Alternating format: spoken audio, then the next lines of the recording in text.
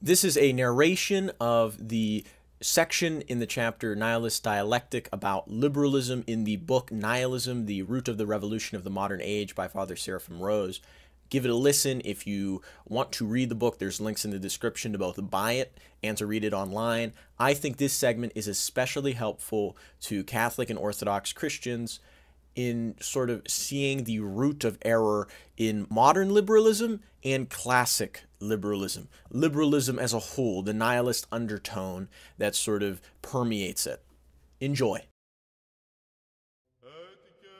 The liberalism we shall describe in the following pages is not, let us state at the outset, an overt nihilism. It is rather a passive nihilism, or better yet, the neutral breeding ground of the more advanced stages of nihilism. Those who have followed our earlier discussion concerning the impossibility of spiritual or intellectual neutrality in this world will understand immediately why we have classified as nihilist a point of view which, while not directly responsible for any striking nihilist phenomena, has been an indispensable prerequisite for their appearance. The incompetent defense by liberalism of a heritage in which it has never fully believed has been one of the most potent causes of nihilism. The liberal humanist civilization, which in Western Europe was the last form of the old order that was effectively destroyed in the Great War and the revolutions of the second decade of this century, and which continues to exist, though in an even more attenuated democratic form in the free world today, may be principally characterized by its attitude to truth. This is not an attitude of open hostility, nor even of deliberate unconcern, for its sincere apologists undeniably have a genuine regard for what they consider to be truth. Rather, it is an attitude in which truth, despite certain appearances, no longer occupied the center of attention. The truth in which it professes to believe, apart of course from scientific fact, is for it no spiritual or intellectual coin of current circulation, but idle and unfruitful capital left over from a previous age. The liberal still speaks, at least on formal occasions, of eternal verities, of faith, of human dignity, of man's high calling or his unquenchable spirit, even of Christian civilization, but it is quite clear that these words no longer mean what they once meant. No liberal takes them with entire seriousness. They are in fact metaphors, ornaments of language that are meant to evoke an emotional, not an intellectual response, a response largely conditioned by long usage, with the attendant memory of a time when such words actually had a positive and serious meaning. No one today who prides himself on his sophistication, that is to say very few in academic institutions, in government, in science, in humanist intellectual circles, no one who wishes or professes to be abreast of the times does or can fully believe in absolute truth, or more particularly, in Christian truth. Yet, the name of truth has been retained, as have been the names of those truths men once regarded as absolute, and few in any position of authority or influence would hesitate to use them, even when they are aware that their meanings have changed. Truth, in a word, has been reinterpreted. The old forms have been emptied and given a new, quasi-nihilist content. This may easily be seen by a brief examination of several of the principal areas in which truth has been reinterpreted.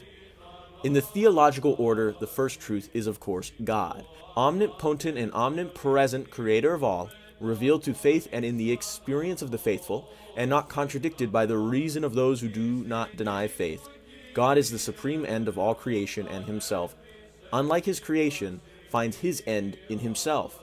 Everything created stands in relation to and dependence upon him, who alone depends upon nothing outside himself. He has created the world that it might live in enjoyment of him, and everything in the world is orientated towards this end, which, however, men may miss by a misuse of their freedom. The modern mentality cannot tolerate such a God. He is both too intimate, too personal, even too human, and too absolute, too uncompromising in his demands of us, and he makes himself known only to humble faith, a fact bound to alienate the proud modern intelligence. A new God is clearly required by modern man, a God more closely fashioned after the pattern of such central modern concerns as science and business. It has, in fact, been an important intention of modern thought to provide such a God. This intention is clear already in Descartes. It is brought to fruition in the deism of the Enlightenment, developed to its end in German idealism. The new God is not a being but an idea, not revealed to faith and humility, but constructed by the proud mind that still feels the need for explanation when it has lost its desire for salvation. This is the dead God of philosophers, who require only a first cause to complete their systems, as well as of positive thinkers and other religious sophists who invent a God because they need him, and then think to use him at will, whether deist, idealist, pantheist, or immanentist. All the modern gods are the same mental construct, fabricated by souls dead from the loss of faith in the true God. The atheist arguments against such a God are as irrefutable as they are irrelevant, for such a God is in fact the same as no God at all, uninterested in man, powerless to act in the world except to inspire a worldly optimism. He is a God considerably weaker than the men who invented him. On such a foundation, needless to say, nothing secure can be built, and it is with good reason that liberals, while usually professing belief in this deity, actually build their worldview upon the more obvious, though hardly more stable, foundation of man. Nihilist atheism is the explicit formulation of what was already, not merely implicit, but actually present in a confused form in liberalism. The ethical implications of belief in such a God are precisely the same of those of atheism. This inner agreement, however, is again disguised outwardly behind a cloud of metaphor. In the Christian order, all activity in this life is viewed and judged in the light of the future world, the life beyond death which will have no end. The unbeliever can have no idea of what this life means to the believing Christian. For most people today, the future life has, like God, become a mere idea, and it therefore costs as little pain and effort to deny it as to affirm it. For the believing Christian, the future life is joy inconceivable, joy surpassing the joy he knows in this life through communion with God, in prayer, in the liturgy, in the sacrament, because then God will be all in all, and there will be no falling away from this joy, which will indeed be infinitely enhanced. The true believer has the consolation of a foretaste of eternal life. The believer in the modern God, having no such foretaste, and hence no notion of Christian joy, cannot believe in the future life in the same way. Indeed, if he were honest with himself, he would have to admit that he cannot believe in it at all. There are two primary forms of such disbelief which passes for liberal belief, the Protestant and the humanist. The liberal Protestant view of the future life, shared regrettably by increasing numbers who profess to be Catholic or even Orthodox, is, like its views on everything else pertaining to the spiritual world, a minimal profession of faith that masks an actual faith in nothing. The future life has become a shadowy underworld in the popular conception of it, a place to take one's deserved rest after a life of toil.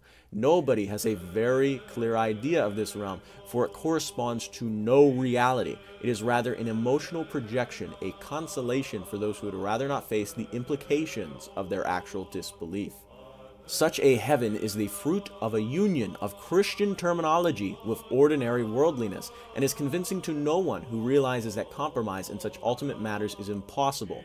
Neither the true Orthodox Christian nor the consistent nihilist is seduced by it. But the compromise of humanism is, if anything, even less convincing. Here, there is scarcely even the pretense that the idea corresponds to reality.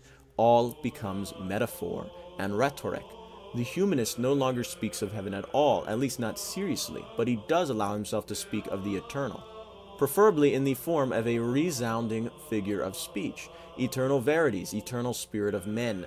One may justly question whether the word has any meaning at all in such phrases. In humanist stoicism, the eternal has been reduced to a content so thin and frail as to be virtually indistinguishable from the materialist and determinist nihilism that attempts, with some justification surely, to destroy it. In either case, in that of the liberal Christian or the even more liberal humanist, the inability to believe in eternal life is rooted in the same fact. They believe only in this world, they have neither experience nor knowledge of, nor faith in the other world, and most of all, they believe in a God who is not powerful enough to raise men from the dead. Behind their rhetoric, The sophisticated Protestant and the humanist are quite aware that there is no room for heaven, nor for eternity in their universe. Their thoroughly liberal sensibility, again, looks not to a transcendent, but to an immanent source for its ethical doctrine, and their agile intelligence is even capable of turning this fate de mix into a positive apology.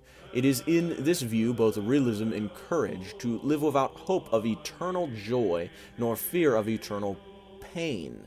To one endowed with the liberal view of things, it is not necessary to believe in heaven or hell to lead a good life in this world. Such is the total blindness of the liberal mentality to the meaning of death. If there is no immortality, the liberal believes, one can still lead a civilized life.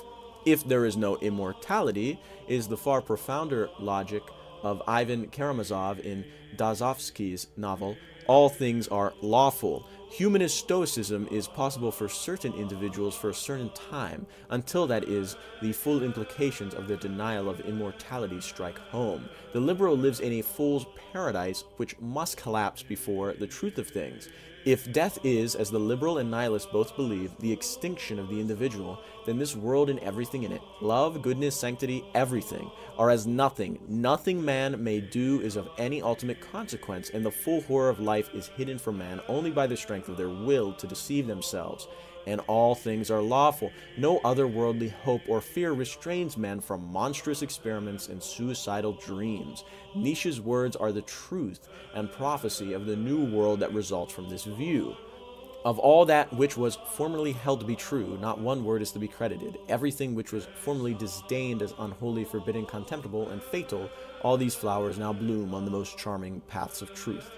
The blindness of the liberal is a direct antecedent of the nihilist, and more specifically of Bolshevist morality, for the latter is only consistent in systematic application of liberal unbelief. It is the supreme irony of the liberal view that it is precisely when its deepest intent shall have been realized in the world, and all men shall have been liberated from the yoke of transcendent standards, when even the pretense of belief in the other world shall have vanished. It is precisely then that life as the liberal knows or desires it shall have become impossible, for the new man that disbelief produces can only see in liberalism itself the last of the illusions which liberalism wished to dispel.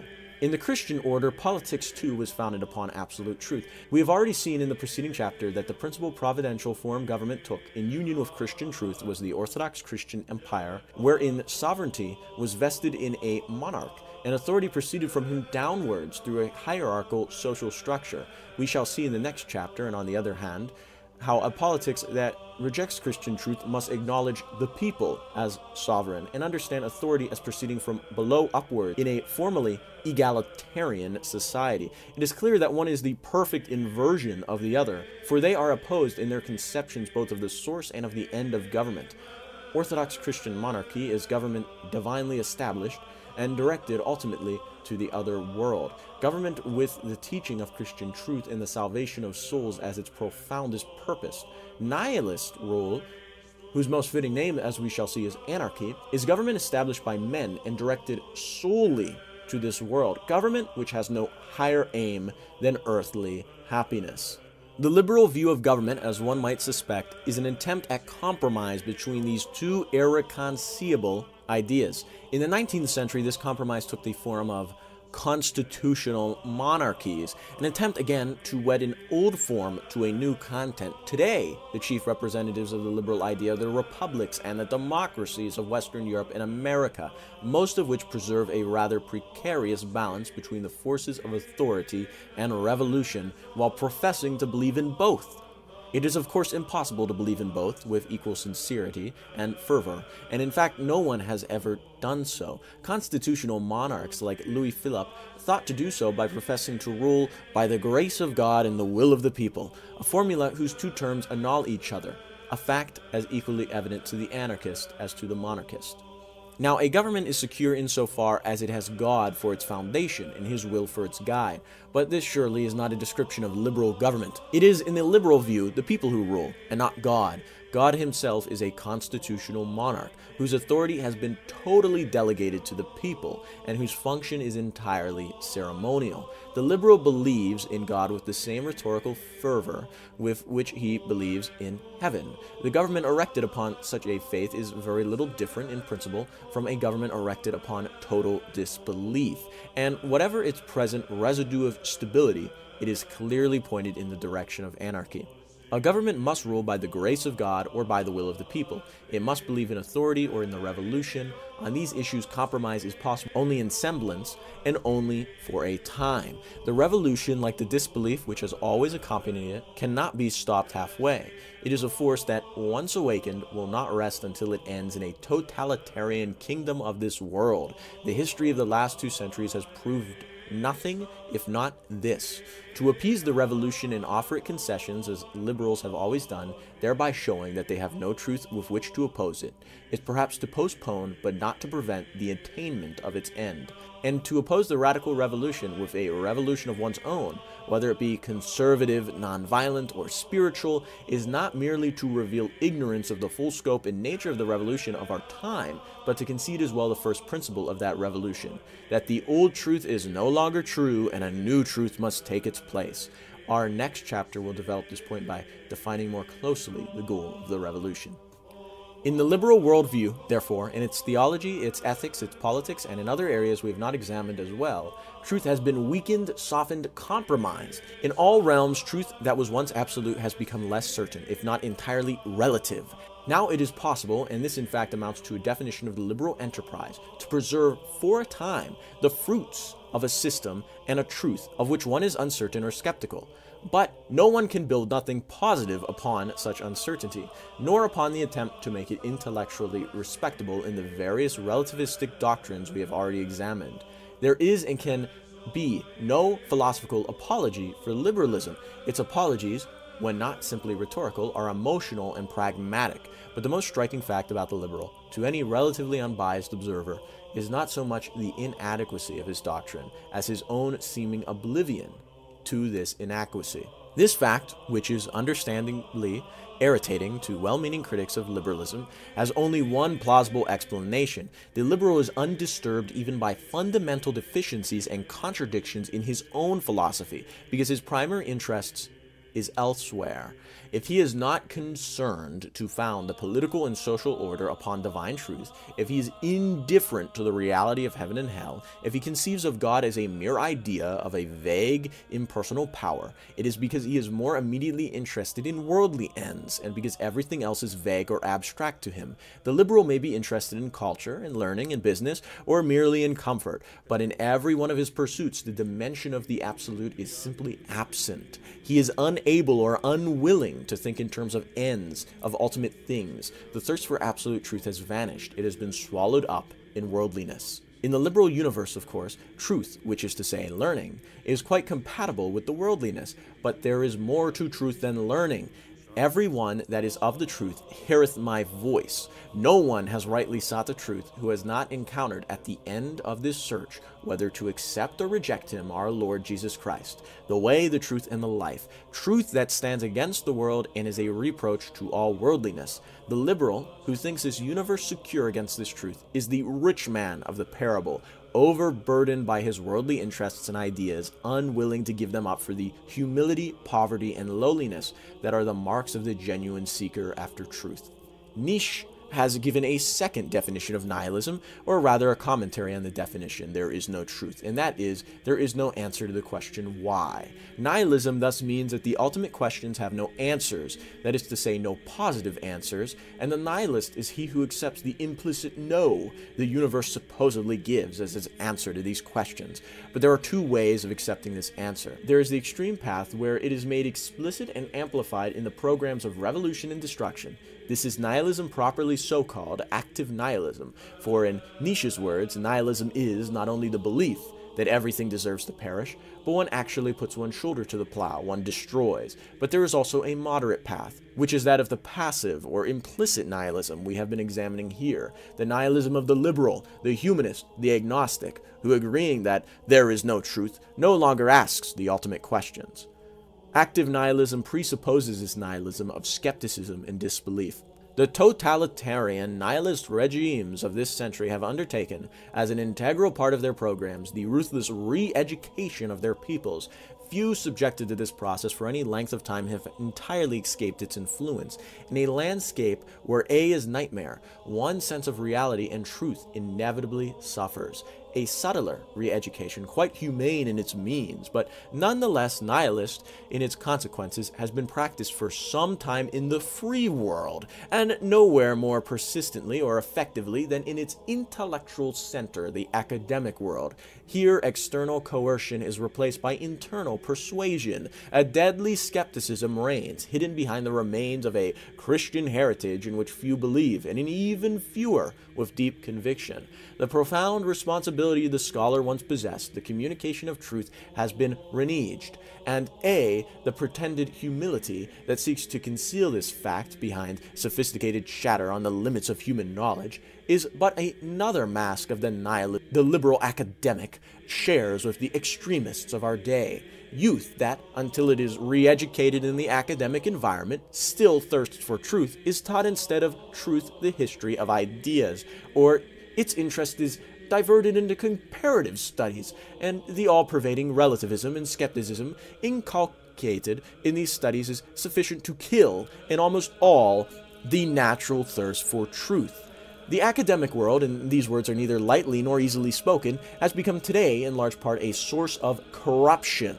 It is corrupting to hear or read the words of men who do not believe in truth. It is yet more corrupting to receive, in place of truth, more learning and scholarship, which, if they are presented as ends in themselves, are no more than parodies of the truth they were meant to serve, no more than a facade, behind which there is no substance. It is tragically corrupting even to be exposed to the primary virtues still left to the academic world, the integrity of the best of its representatives. If this integrity serves not the truth but skeptical scholarship, and so seduces men all the more effectively to the gospel of subjectivism and unbelief this scholarship conceals. It is corrupting, finally, simply to live and work in an atmosphere totally permeated by a false conception of truth, wherein Christian truth is seen as irrelevant to the central academic concerns, wherein even those who still believe this truth can only sporadically make their voices heard above the skepticism promoted by the academic system. The evil, of course, lies primarily in the system itself, which is founded upon untruth,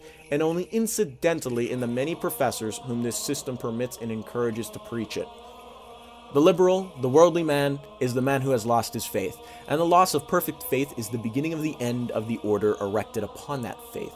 Those who seek to preserve the prestige of truth without believing in it offer the most potent weapon to all their enemies. A merely metaphorical faith is suicidal. The radical attacks the liberal doctrine at every point, and the veil of rhetoric is no protection against the strong thrust of his sharp blade. The liberal, under this persistent attack, gives way on point after point, forced to admit the truth of the charges against him without being able to counter this negative critical truth with any positive truth of his own, until, after a long and usually gradual transition, of a sudden, he awakes to discover that the old order, undefended and seemingly indefensible, has been overthrown, and that a new, more realistic, and more brutal truth has taken the field.